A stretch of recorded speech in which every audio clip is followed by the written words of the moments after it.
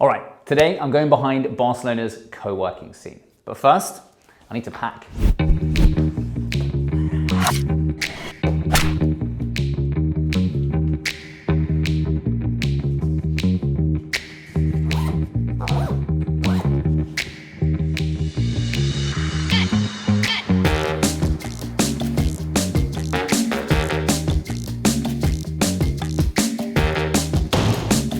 First things first, got to mask up. Let's go. All right, check this out. Christmas decorations are going up. Side note, I love this pizza place.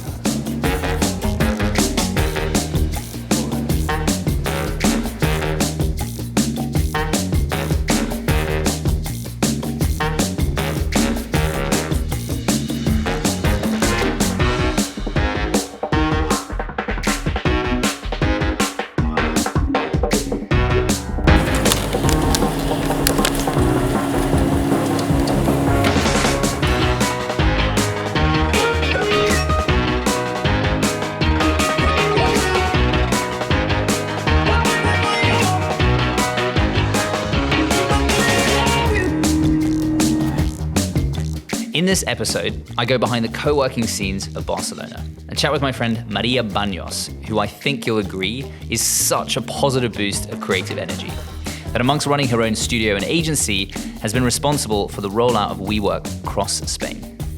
I caught up with her on the roof terrace of their new space in the startup district of Barcelona called 22 at Poblenou. I probably pronounced that wrong. To find out what it's actually like to live here as a foreign founder or tech worker, and what WeWork is bringing to the city. Enjoy. Yeah, exactly. So this WeWork is the very first one that we opened, and it's called WeWork Glorious. It's our first WeWork baby. Glorious. Yeah, first baby. Yeah. So as you can see, guys, we're like 1 minute walk from each other. Not even. Not even. It's like we can. Yeah. So now I'm waving my team. Hey guys, how are you? What's going on? So yeah, right now we are in WeWork Ciudad Granada, which is one of my favorite WeWork buildings. As you can see, it's super special, and the view is incredible. This space you're seeing right now is where everything happens, the mind happens, you know, where the members meet, where the guests come, what all events happen. We have been doing like concerts here, you know, like here looking to the view. We have been doing like open air cinema here, like speaking opportunities. There's been like lots of things going on here. So yeah, we're in the middle of the tech scene and startup scene in Barcelona. When we arrived in June 2019, it was just us. So we just took this building. Basically in 2 years and less than 2 years, like 1 year and a half, it was us opening 2 buildings.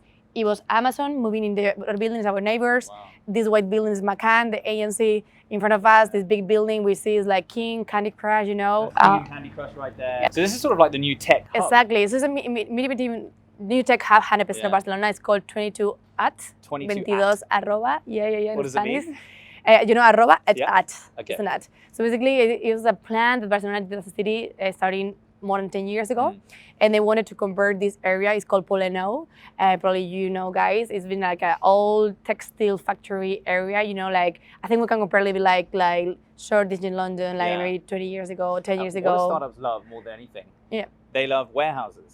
That's what startups love. Exactly. Of course, like, you know, creation needs a lot of space. So you need a place to, you know, to create, put your blank canvas and get messy a little bit, and invite people to brainstorm. Exactly, like, where you can sleep and do everything together because you cannot afford nothing else. So that's the thing. Cool. So here is like, as you can see also in the buildings, a mix between, you know, old factories and new buildings, which actually is super interesting.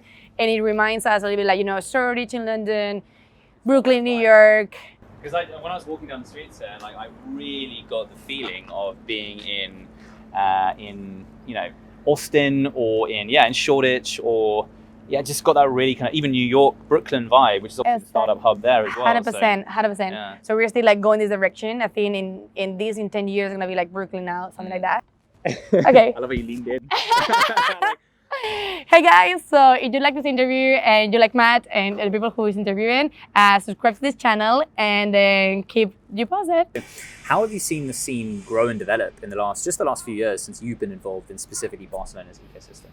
There's been a lot of incubators opening here from Brazil, from different parts of the world who comes to Barcelona to open a hub here, for example. We also saw like many, for example, companies like La Caixa, Banco Sabadell, you know, like big groups and important key players in Barcelona are also opening their hub for startup to support startups. So I think this is for me also like a sign of like, okay, there's something going on here, and we want to support, or we want to be involved, or we want to create spaces, physical spaces for these people to to evolve. So I think like in different industries and in different players, I've seen this. From property tech is now growing a lot. So.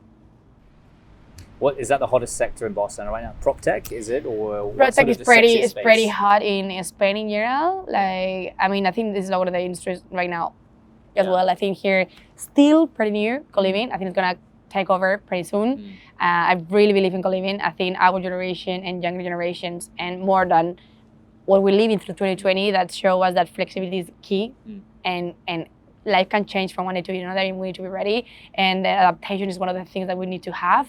So for me, things like coworking, like WeWork, co-living spaces, this type of thing is going to be is the present, but more and more in the future. 100%. If you had to describe Barcelona's startup ecosystem in one word, what would it be? The lifestyle in Barcelona is very unique. You have the mix of everything: the sea, the mountain, international, but local, the gastronomy scene. You have the sea. If I sit by the sea, the weather is always mostly nice all the time of the year. So the lifestyle is super interesting. You don't need like big amount of money to actually have a great lifestyle. So this for an entrepreneur starting your own company is super important, right? So I think Barcelona as a city just per se is like, it gives you the space to start your own business and have your own business, but also like keep the balance with the lifestyle, right? And not like compromise both of them, because in the end it's all about balance, right? So we've spoken about like building a business here and what's happening and it's all growing and exciting, right? And it's a great place to be, but that's all work. And obviously we, in the startup industry, we tend to have a habit of we like eat, breathe, sleep what we do, right? Which is good. And I love that. It's one of those few industries. I think the tech industry is very much built around that, living and loving what you do, right? 100%. So outside of the co-working space, like, what's life like here? Because you're not from Barcelona. You moved here. Did you make friends? Was it easy to find a flat? Was it too expensive? Was it cheap? What were your experiences actually? It's super good. Actually, it's a good question, like back in my mind. No, I arrived first in Barcelona like 10 years ago to study my master's in marketing, and then I left. So I keep moving. I live in Sweden, I live in Berlin for years, and then I came back. So Barcelona has something. Always people say like having like a huge international thing here. I think everybody has been in your shoes before. So I think this makes it easier to create your own thing, to create your own lifestyle from zero, right? Because you come here, blank canvas, you have no friends, no one, you need to start from zero.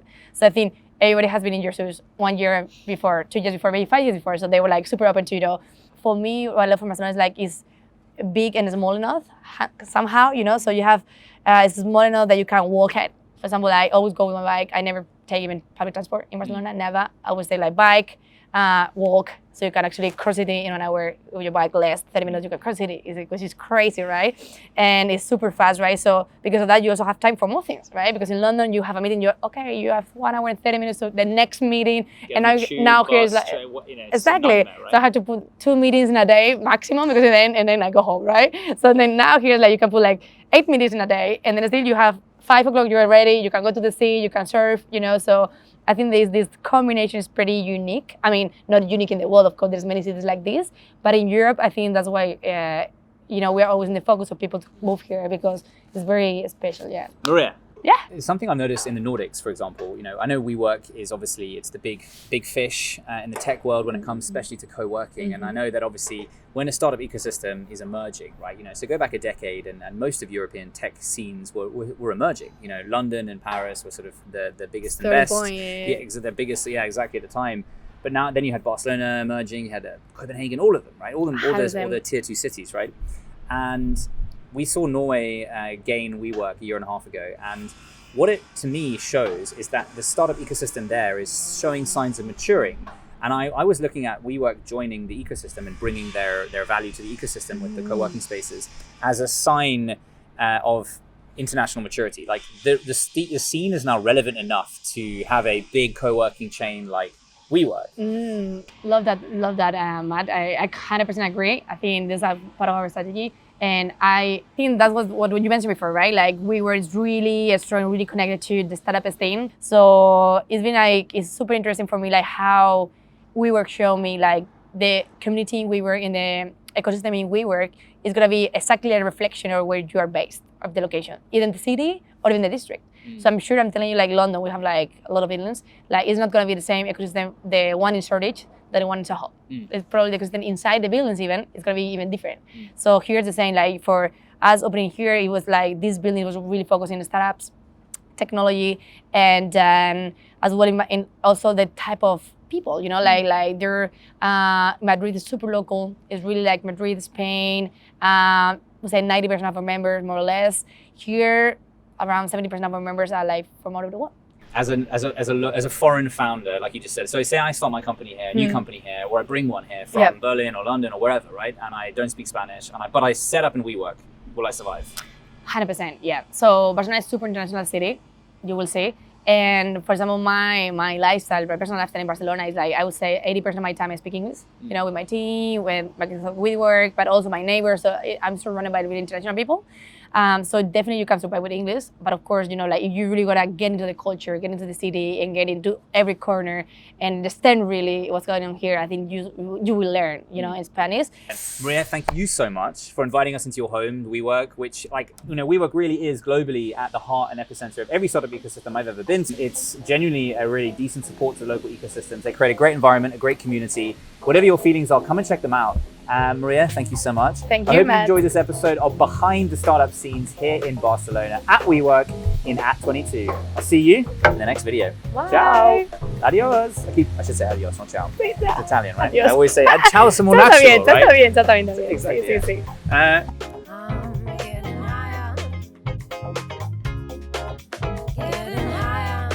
It's always awkward. Anyway, all right, everyone, mask up. It's time to go. Just chatting on our way to the next floor in the lifts.